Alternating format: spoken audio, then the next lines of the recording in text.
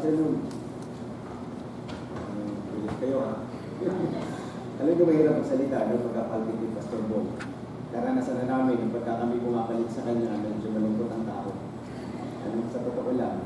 Wala kasi si Pastor Bong ngayon, nasa Singapore. So, wala kayong choice. So, hindi ako magsasalita. Okay, ako si Brother Anthony. Sinabihan niya lang ako, siguro may ilang linggo na mag-share ako. Naalala niyo, no? Yung last Sunday, na-mention na sa inyo na ang papag-usapan natin sa mga susunod na Huwebes ay tungkol sa 10 non-negotiable values to succeed.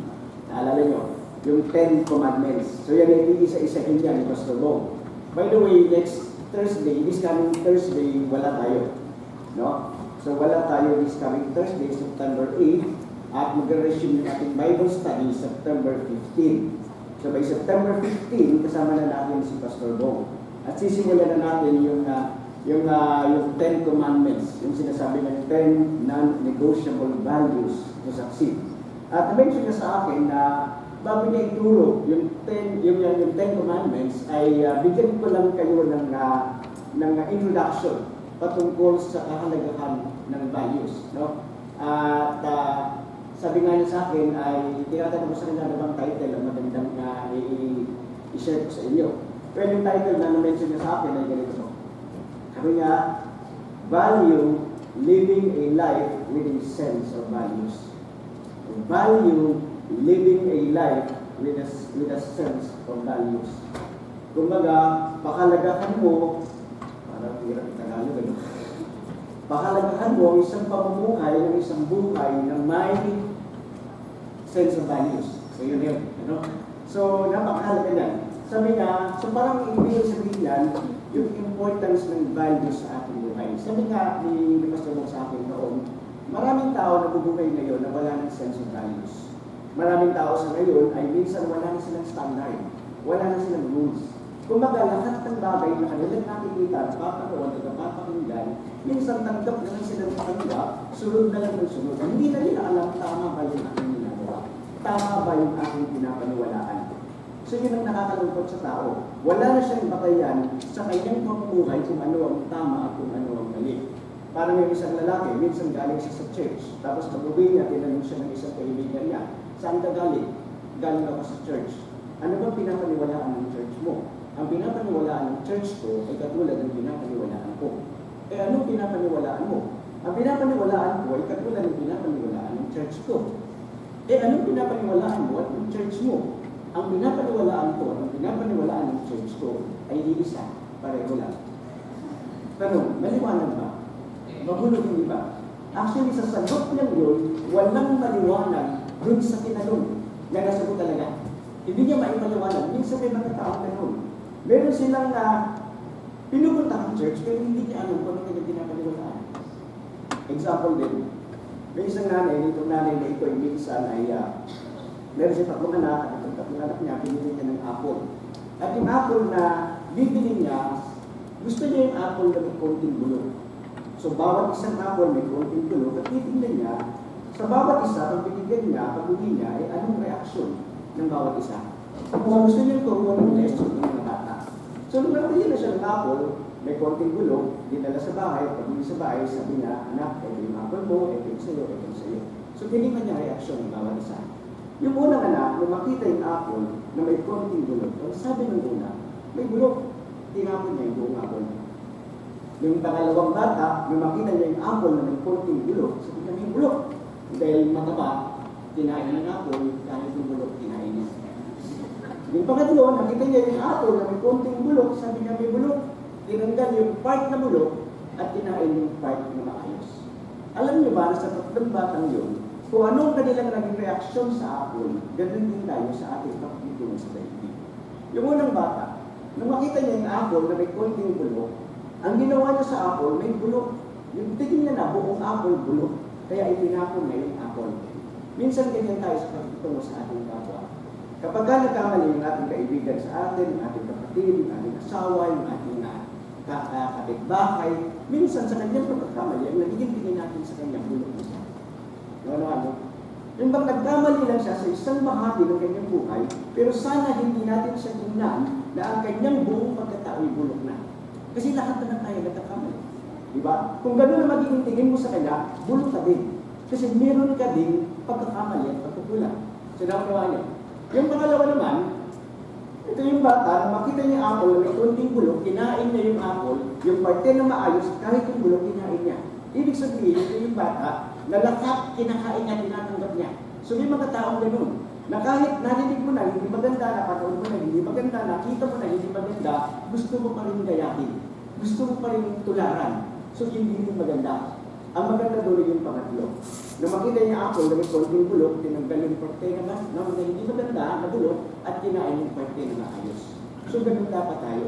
Anumang bagay na ating nakikita, anumang bagay na ating naririnig, anumang bagay na ating napapanood, piliin natin. Ano yung tama? At kung ano yung hindi tama. So ano yung tama at kung ano yung naaayon sa Bible, yun ang ating tanggapin. At kung ano yung hindi ayon sa Bible, yun ay kailangan hindi natin tanggapin. Alam nyo, maraming mga values sa buhay natin o sa ating bansa na nakaraan na napakaganda ng mga aral. Alam nyo yung kasabihan natin. Kapag may tiyaga, may malambot kayo. Ito pa ba kayo? Kapag may tiyaga, may nilaga. Di ba? Tapos kapag may sinuksok, may madudukot. Ano? Tapos kapag maigsi ang kumot, ano, matutong mabaluktot. Ano? So pati tingnan natin magaganda. Ayun, kapag ang taong naglalakad ng matulin, nagdadapa. Ay tayo naglalakad ng matulin, ano? Kapag natinig ay malalim. Diba? So, ibig sabihin yung decision making, kapag kayo sa tao, mabilis mag-desisyon, sigurado, delikado kang bumagsak o magkamali. No? Kapag may tiyaga, may nilaga, so mahalaga yung patience. Di ba? Kapag may sinuksok, may madudukot, ibig sabihin mahalaga yung mag-save ka. Di ba? Kapag ka maigsi ang kumot, matutong mabaluktot, ibig sabihin ito ay matutong kang mag-adjust, masanay ka kung ano yung meron. Pero alam ba ni Kurt, kung kasabihan yan, ay binigyan niya ng kahulugan sa panahon ngayon. Kaya ang title nga nito ay, sabi niya, mga kasabihang binago ng panahon. So ito, basahin natin sa isa. Ang tao naglalakad na matulin, may utang. Sabi niya, pangalawa, ang tao naglalakad na matulin, late na sa appointment. Kaya nga pasiran, nagmamadali mo, lalo dito siguro, ayaw na late na. Tapos yung iba, sabi niya, kapag may sinuksok at walang madukot, may nadukot. Pwede isama mo, anak mo, maraming naglalakad ka sa daan. Ang buhay ay parang bato. It's hard. Okay? Walang matigas na tinapay sa taong gutom. So, yun. Huli man daw at magaling, under time pa rin. Yung iba nga late na talaga, tapos under time pa. Sa kalit na dapat ng overtime. Kapag maikli ang kumot, tumangkad ka na. Better late than pregnant. Kaya okay lang yan, ano, pagka ayaw mo pang magkaanak. Pero kung wala kang anak, gusto mo magkaanak, pangit yan. No? Siyempre, gusto mo pa rin yung late na lang. Kaya, okay.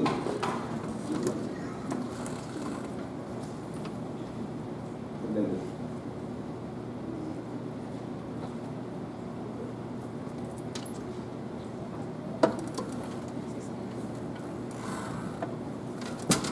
Okay.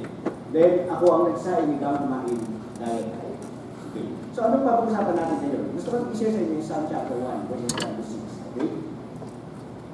Ay, meron pa pala. It's better to choose than to be. Kaya madalas yung sabi yan ng Pastor Paul. Ito sa Psalm chapter 1, verses 1 to 6. Basahin natin sandali. Okay, pwede ba natin basahin sabay-sabay para magising naman kayo? 1, 2, 3. Blessed is the man who does not walk in the counsel of the wicked, nor stand in the path of sinners, nor sit in the seat of scoffers. That is the life is in the Lord. His delight is in the Lord, and his law in day and night. And he will be like a tree, turning at the places of the water, which Yield yields fruit in its season, he does not wither, and whatever he does, he prospers. The wicked are not so, but they are like chaff, which the wind drives away. Therefore the wicked will not stand in the judgment, nor sinners in the assembly of the righteous. For the Lord knows the way of the righteous, but the way of the wicked Sige. Dito sa Psalm chapter 1 ay makikita natin na may dalawang klase ng tao. Una, isang taong matuwid at isang taong makasalanan. At nakikita natin dalawang klase ng matuwid at makasalanan. At sa kanilang pamumuhay, magkaiba sila. Ang pamumuhay ng matuwid ay ang kanyang kasiyahan ay nasa kautusan ng Panginoon. Subalit ang isang masamang tao ay nakikinig siya sa payo ng masama, lumalakad sa daan ng makasalanan at nakuupo sa upuan ng manliba. At sa kanilang pamumuhay na magkaiba, yung isa ay matuwid, yung isa ay masama, magkaiba rin yung kanilang kinahantungan o yung kanilang destiny sa buhay. Yung matuwid, siya ay pinagpala, kaya napansin ko sabi ko sa verse 3, di ba? Tulad siya ng punong kahoy sa tabi ng kapilig na batisan, na lagi siyang namumunga sa kapanahunan, ang kanyang mga dahon ay hindi nalalanta. So, ibig sabihin, ano bang gawin niya? Nagtatagumpay siya. Pero ang masama, napansin sa verse 6, but the way of the wicked will perish. So, magkaiba, dalawang tao, magkaibang kanilang pamumuhay, magkaibang kanilang naging destiny. So, kung titignan natin, napakahalaga ng value sa ating buhay. Ano ba ang ating pinapahalagahan sa buhay? Kung anong pinapahalagahan natin sa buhay, ito ang magdidireksyon ng ating buhay. So, may tatlong bagay na gusto ko i-share sa inyo regarding values. Number one, sabi niya rito, our values guide our decisions. Our values guide our decisions. Sabi niya, yung those values natin, yun ang naggagawin sa atin para tayo ay magdesisyon. Kung ano man ang mga bagay na pinapahalagahan natin, yun ang magiging desisyon natin. For example, kung pinapahalagahan natin sa buhay yung pera. Kung ang iniisip mo lang lagi ay para yumaman ka, magkamal ka ng maraming salapi, hindi mo na iisipin ang pakalagang iba. Kung baka pwede kang gumawa ng mga bagay na mali, kasi ang gusto ko lang sa buhay, yung mahalaga sa buhay ng pera, so pwede ikaw ay mag-hold up, pwede ikaw ay mag-kidnap, pwede ikaw ay magnakaw, pwede ikaw ay manloko, pwede kang gumawa ng mga bagay na mali kasi kinahabol mo ay pera. Tama ba? Minsan na naalala ko lang, sabi nga nila, gusto ko daw makita kung ano pinapahalagan mo sa buhay. Pagka nag-iisa ka na lang, kung mo makikita kung ano mahalaga sa iyo. Katapatan o kasinungan. May karanasan ako din sa St. Francis, sa likod ng Mega Mall. Nung sa third floor, kakain kami. So nagbayad ako sa umorder pa ng pagkain. Kung umorder ako ay ang na-order ko lang nasa 100 plus. So binayad ko sa cashier ay 500. Ako lang mag-isa yun, ng oras na yun, kasi kung bilang taon. So nung nagbayad ako 500, 100 plus ang aking nabili, sinuklian ako ng 800 plus. So ano ibig sabihin? Inisip niya ng binayad ko ay 1,000 pesos. Kaya sumobra ng 500 pesos. So kung ikaw, nakita mo yung sukli, binayad mo lang 500, sinuklian ka ng 800 plus, anong gagawin mo? Wala ka namang katapid, wala namang nakakita. So, inisip mo marahil ay nagkamali, yung ano, no? Hindi niya na siguro alam yun, cashier, nagkamali na siya. So, anong gagawin mo? Praise God. Hindi talaga dito. Hindi na sobra yung sukli. Pero hindi ka lang pinag-yun. Pinag-test kami doon. Ano? Kaya sabi ko sa lalaki, sir, sobra yung sukli mo. Ito yung 500. Tapos sa Mega Mall, minsan namili kami ng mga anak ko, dalawang anak kong lalaki, kasama ko sila, 4 na items yung kinuha namin na damit. Kaya ako kasi mabilis ako mag-compute. Pagka nakuha ko ng 400 plus, 300 plus, 400 plus, basta nakukompute ko na siya na ito yung total. Hindi man eksakto, pero meron na akong estimate. So nung kami, nagbayad na ako, tapos nagkalat ako, sabi ko, parang kulang yung bayad. Parang 3 items lang yata. So sabi ko sa anak ko, anak, pakitignan mo nga, kasi palabas na kami nung malapit na kami lumabas ng mall. So nung tinignan ko anak ko, sabi ko, 3 lang yung items na ilagay. Sabi ko, balik tayo. Kasi kulang ka ng isa. So bumalik kami. At sabi ko sa cashier, ma'am, 3 lang yung nailagay mo dito sa resibo. May 4 yung kinuha. Ang tanong, gano'n. Kung tayo halimbawa, wala sa pagkakataon na gano'n, ano mas mahalaga? Ay, hindi mo na, sobra yung sukli. Ay, hindi mo na, sobra yung damit. Kung ba hindi mo na pansin. Ang tanong dyan mag-test kung ano pinakahalaga mo sa buhay. Kung halimbawa, nakakita ka ng 1,000 pesos sa kalsada, nag-iisa ka lang, naglalakad ka, ang gagawin. Siyempre, bubulutin mo, ba? Kaya magbulog ko, ang gagawin mo. Hindi ko pwede sabi ko, magtanong, kanino itong 1,000 na ito? Sigurado, lahat dyan, sasabihin kanila. No? Ngayon, kung gusto mong isole, 1,000 na yan, anong gagawin mo? Kung gusto mo isole, so hindi ka naman nagmamadali, hintay ka lang ng 5 minutes. Habang nag-iinlay ka, tingnan mo kung merong hahanap-hanap na titingin-tingin. No? Kaya pag meron naglalakad, nagkakalap, titingin-tingin, talaga yung masyadong ibang hinahanap yun. Pag sinabi mo kasi pa ng 1,000, hindi na. Kaya huwag naman maganda ka ng 5 minutes, tapos pwede ka naman sana huwag naman maganda ka sana. Wala ka rin bala kayo sa ulit, pag gano'n ako. Alala ko ang kaibigan ka nakapulot ng cellphone driver siya, at nakapulot siya ng cellphone. So sabi ng iba, di ba, pag nakapulot ka ng cellphone, blazing na yun. Sa totoo lang, ang pinakamadaling solid na gamit na makukuha natin sa daigdig na ito, cellphone. Kasi natutulog yung mga contact person niya, di ba? Ang dami niya mga kilala doon. So, pwede mo makontak yung asawa niya, mga kapatid niya, mga magulang niya, mga kaibigan niya. Kaya kung napulot ng kaibigan ko yung cellphone, tinawagan niya, natawagan niya yung girlfriend ng lalaki. Pag sinuli niya, gulat yung lalaki kung bakit isinuli pa sa kanya yung cellphone na yun. At yung cellphone talaga napakamahal. Isipin mo, mga 2,000 ano kayo na, mga 2,005, binibigyan siya ng 1,000 pesos. Sabi niya ito, 1,000 pesos sa pagsuli sa akin ng cellphone. Sabi niya, hindi ko kailangan yun. Gusto ko lang ibalik sa iyo yung cellphone. Sabi niya, sa totoo lang yung nagbibigay. Kung ano man ang mga bagay na ating pinapakalagahan, yun ang mag-direction sa atin. Yun ang magtuturo sa atin ng desisyon. Sabi niya sa verse 1, how blessed is the man who does not walk in the counsel of the wicked, nor stand in the path of sinners, nor sit in the seat of scoffers. No? So, tingnan natin, mapalad ng isang tao na hindi nakikinig sa payo ng masama, ni tumatayo sa daan ng mga kasalanan, at ni nauupo sa upuan ng mga manlilibak. So, sa buhay natin, may mga pagkakataon na tayo dumadaan sa problema. At sa pagdaan natin sa problema, ano at sino ang ating kakausapin para humingi tayo ng advice? Minsan na mga taong problemado na nga, lalapit pa sa isang taong malabo pa yung buhay. So, hindi ka nag-advise na malabo din. Hindi ba? Kaya yung sabi niya, how blessed is the man who does not walk in the counsel of the wicked. No? Minsan na mga babae na nagdalang tao, lalapit sa isang tao, na hindi naman naniniwala sa Diyos, sa nangyayari sa kanya, ay sasabihin, ipanaglag mo na lang. Hindi ba naman kayo buhay ni bata? No? O maray, maglibig na lang kayo. O maray, ikaw yung kasama mo naman, ang mga babae, hindi man naman ka na din. So, gano'n mo ng payo ng tao sa daigdig. Pag hindi tayo nag-ingat sa payo sa mga tao sa ating paligid, ganun na ba natin buhay? Then yung verse 2, diba sabi ka, so, how blessed is the man who does not walk in the counsel of the wicked, nor stand in the path of sinners, nor sit in the seat of scoffers. Subalit, ang kanyang kasiyahan ay nasa kautusan ng Panginoon. At yun ang kanyang binubulay araw at gabi. Ibig sabihin, ang isang tao na totoo may malalim na values sa kanyang buhay, ang gusto niya yung kanyang pamumuhay ay naaayon sa salita ng Diyos. Ang kanyang pamumuhay ay isang pamumuhay na nakapagbibigay kaluburan sa Diyos. Kaya naman yung sabi ko sa verse 2, wala. Okay. So, ang isang tao na may malalim na values, yung salita ng Diyos sa kanyang nililibig. At dahil sa kanyang pag-meditate ko, ito ay nailalagay sa puso at nagiging sa kanyang buhay. Ang nakakalungkot sa ating daigdig, may mga taong pinapakalagaan ng mga bagay na wala namang halaga kaysa sa mga bagay din sa halaga. May isang tao nagsabi na ganito, people were created to be loved. Things were created to be used.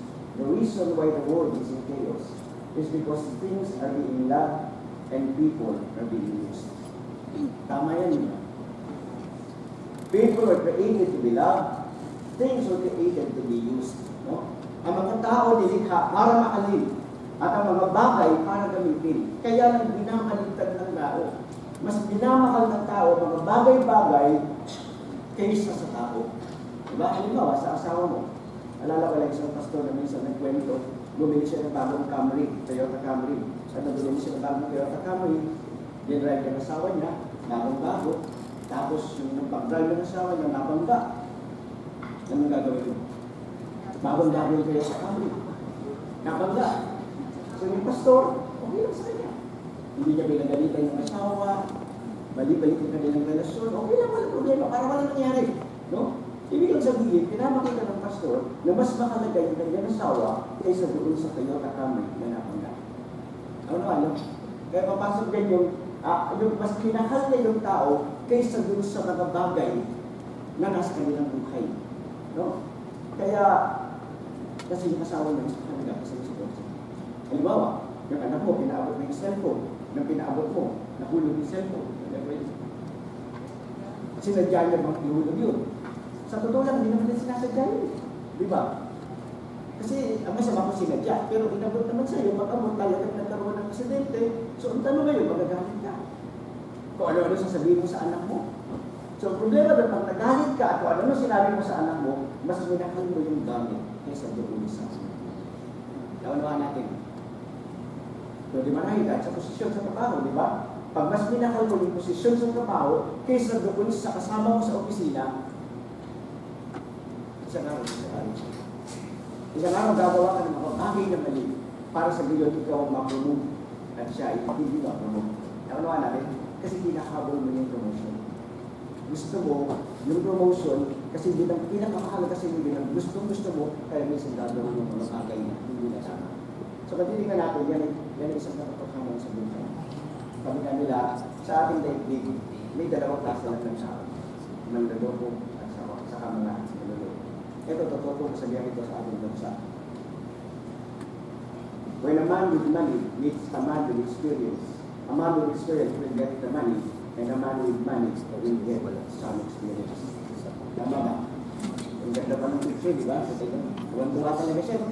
When a man with money meets a man with experience, a man with experience will get the money, and a man with money will get some experience.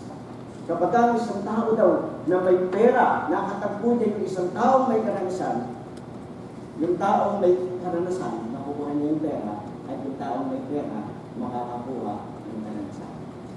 Ibig sabihin, naloko na siya. Diba?